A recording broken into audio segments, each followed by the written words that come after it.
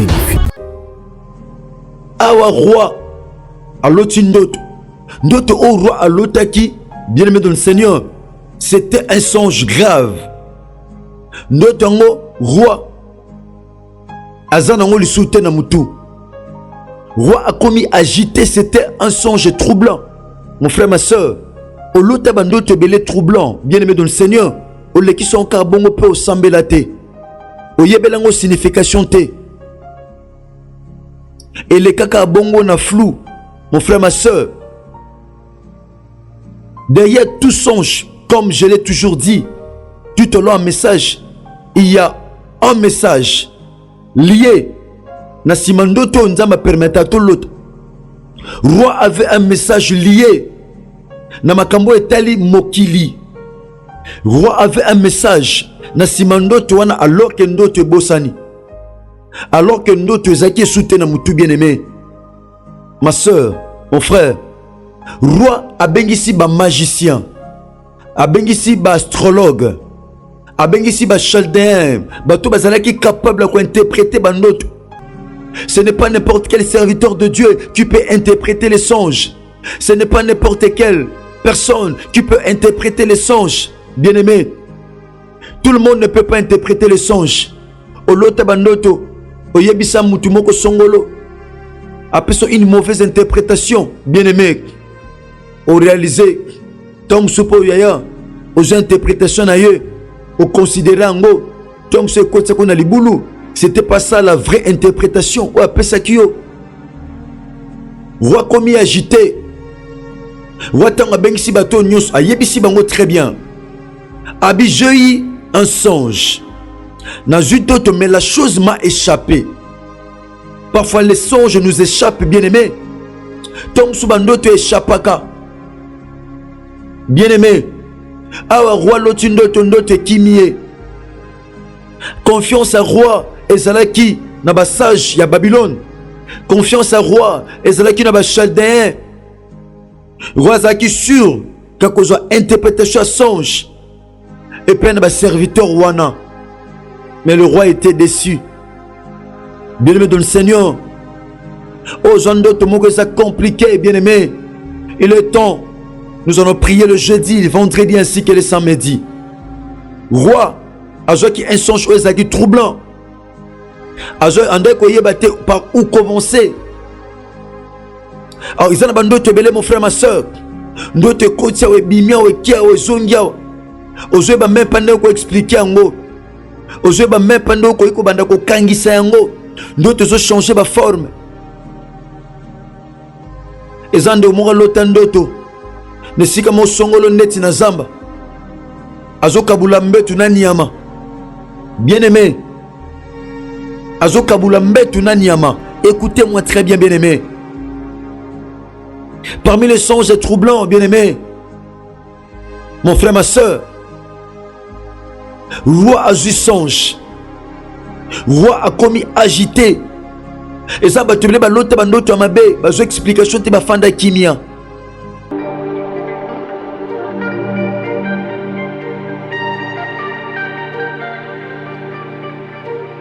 Mbote Shalom, chers auditeurs de la Radio Parole Vie, la RPV.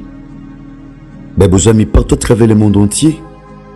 Vos amis en Amérique, en Asie, en Océanie, en Europe, tout comme en Afrique. Vos kati bapongi na butu lelo, ni pona kosomba, ni pona koteka, kasi pona kuyoka sango malam. La Bible dit, la foule s'est précipitée pour attendre la parole de Dieu. Bien-aimés, le bananzambe zakana objectif moko ya ko enseigner, ya ko éduquer, ya ko corriger, puis ya ko instruire mutu dans la bonne voie. C'est ça l'objectif de la parole de Dieu.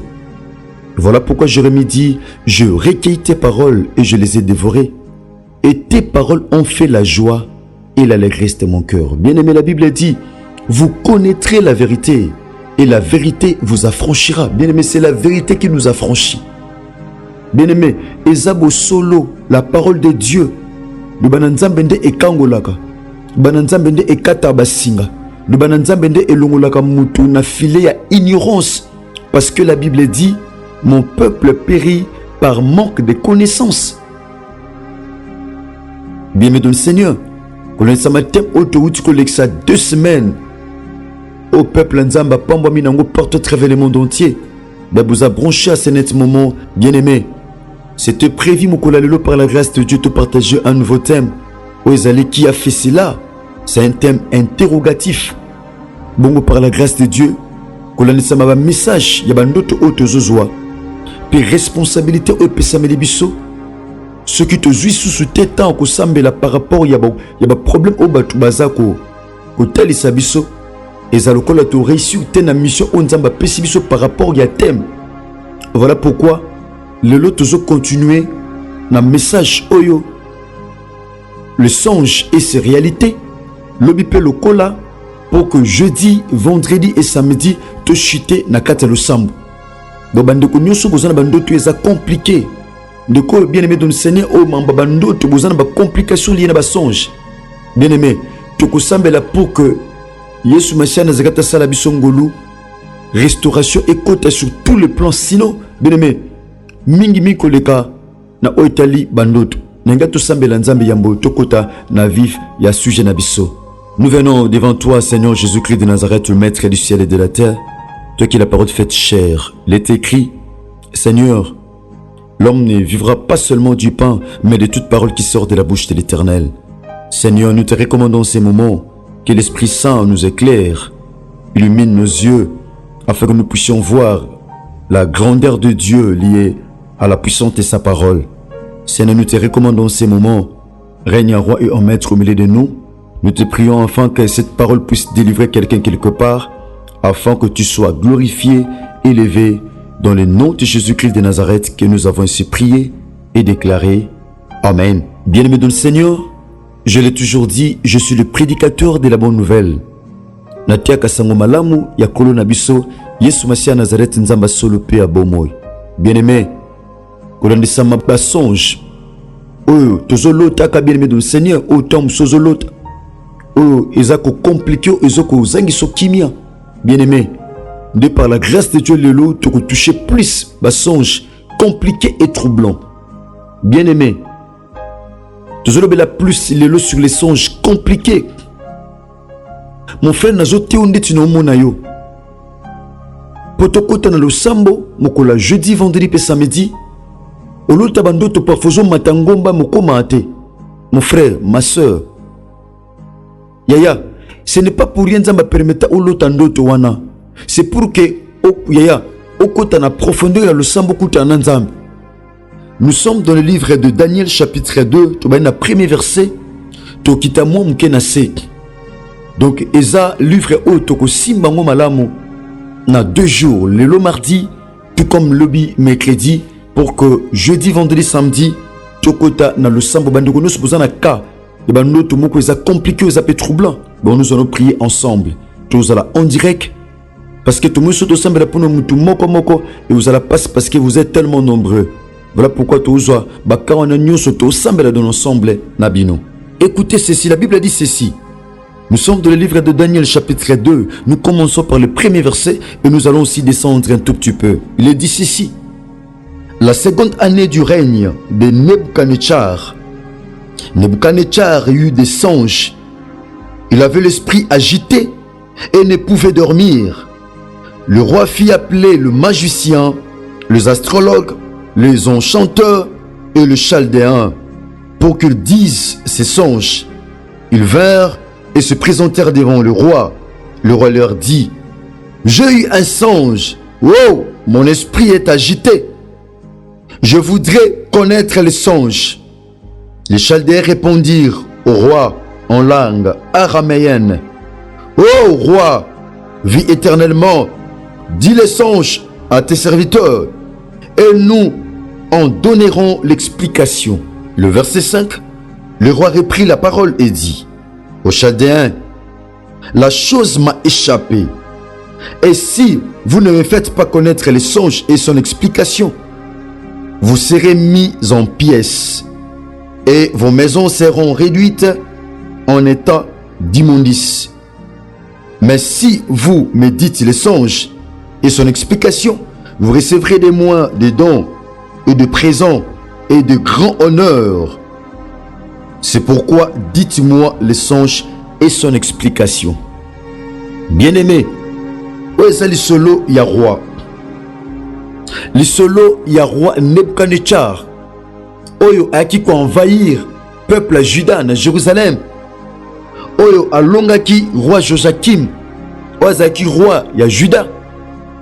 Bongo na sima kolonga roi Joachim na bokonzi na ye. Akangaki bato. Akendaki même tina temple. Akangaki ba instance ya temple. Parce que alongaki azwaki yango akendaki kochango na ndaku ya binzambi na ye. Biloko nyonso objet nyonso bande kosala na kati ya temple. Pona ko servir na temple. Roi Nebuchadnezzar emportaki yango. Akangaki quelques membres.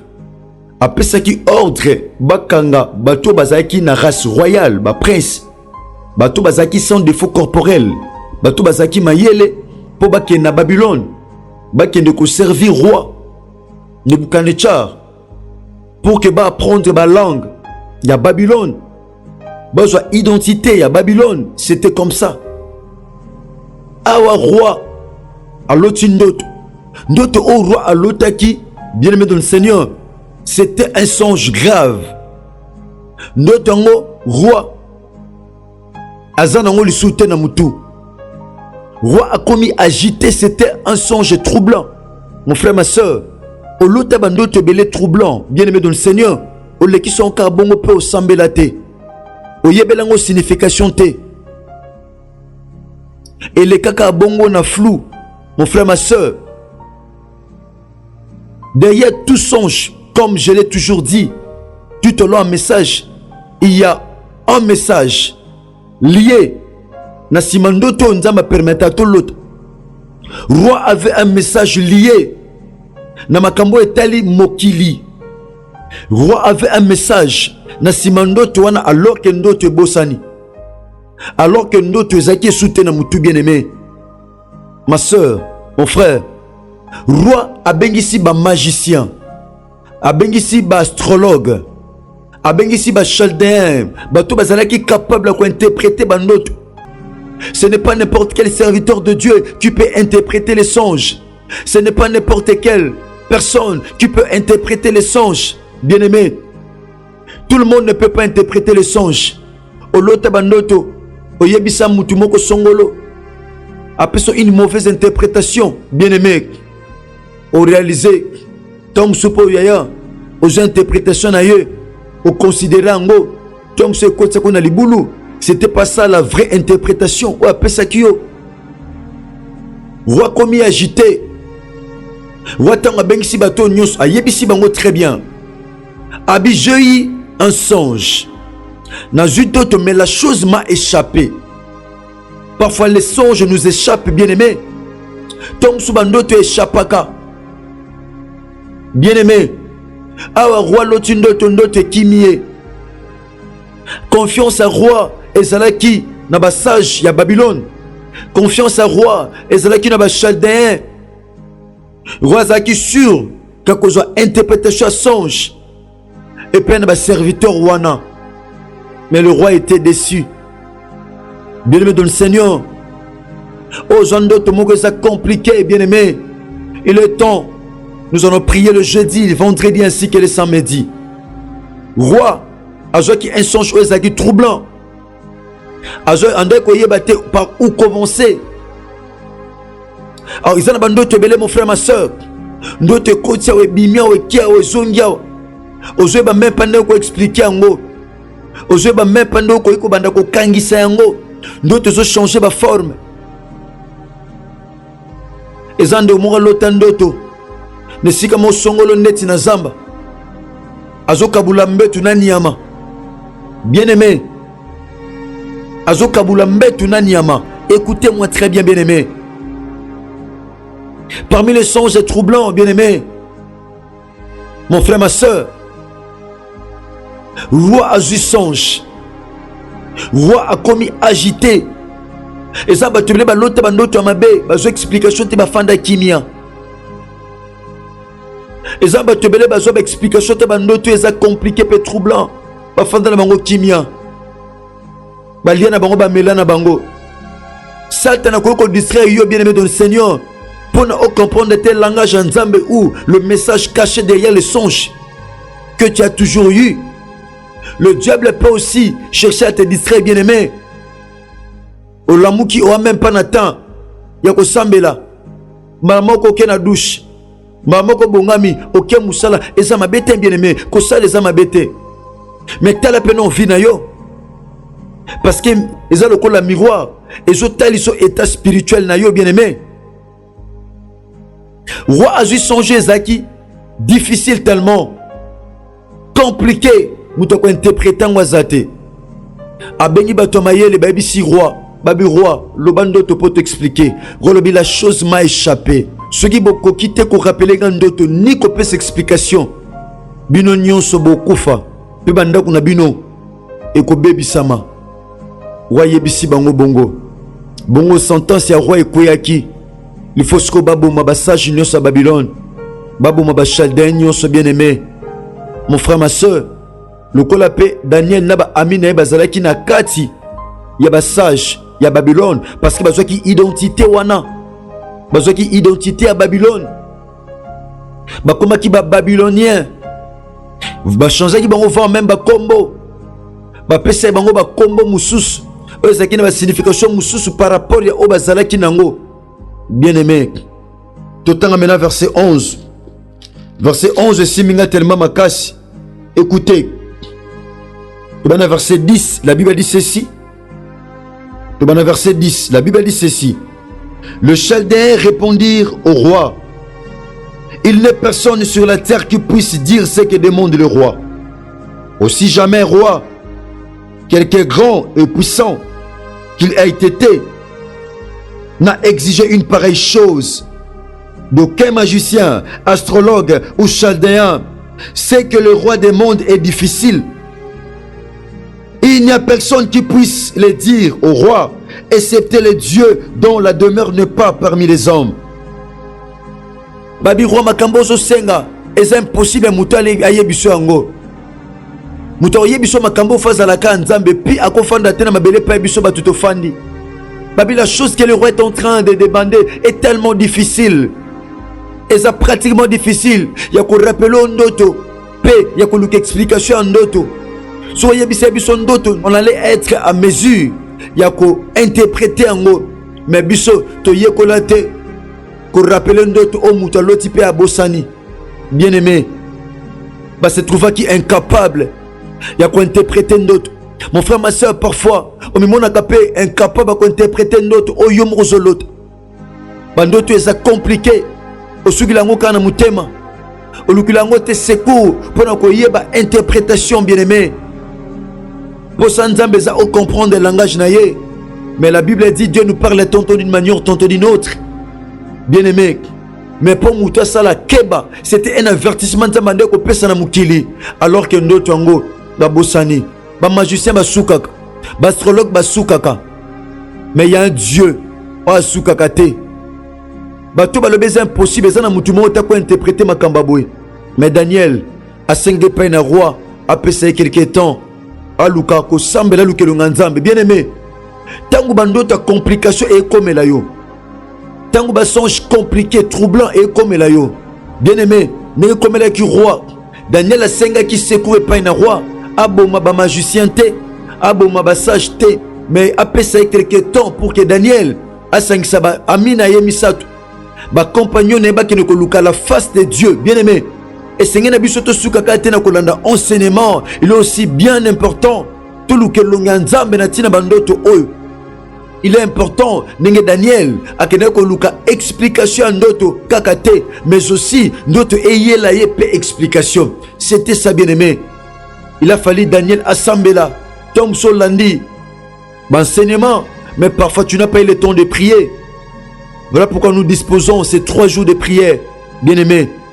Natina bandoto baraketi bozo pesa biso bien aimé bien que tozo sambela me rotozalati à mesure ya ko bondela pona mutu nyonso yaya voilà pourquoi opportunité pesa meli biso ndenge Daniel akende ko lukelo nzambe pour nzambe a révélé secret bien aimé dans le Seigneur bongo tokota la suite makambo ndenge lekelaki par la grâce de Dieu pour mabiso na losambo toyeba suite par la grâce de Dieu. Bien-aimés, ayons le temps de chercher la face de Dieu. La Bible dit, ayez recours à l'Éternel et cherchez continuellement sa face. Merci papa, merci maman. Bebozaki branché na Radio Parole Vie. Tika bolingongolo pe bolam ya Christ bilabino. Je vous rappelle jeudi, vendredi, samedi. Tobon de l'Anzambe. Pour la réalité basonge oyo. Je crois que Dieu va nous visiter encore par sa grâce. Merci bien-aimé. Nous contacter Zali. Pour que appelle pasteur Herbie. Pour que nous plus de 43 97 36 31 068. Aux Angate Kozabiso Komelabiso. Là, je vois à la régie, à la radio, ingénieur Jersapé Mamayamona ainsi que ingénieur Chris Kundenga Enoch. Ceux qui Christ a maison élité de Koutani Bongo Lobby, na continuité à thème Oyo, poto chité na le sambo, mokola jeudi, vendredi, pe samedi. Na oyo talibandoto oyo compliqué, oyo kokate kobima na kati na yango. Moi je crois que par la grâce de Dieu, to kobima facilement na kombo na Yesu Masia Nazareth. Merci, que Dieu vous bénisse.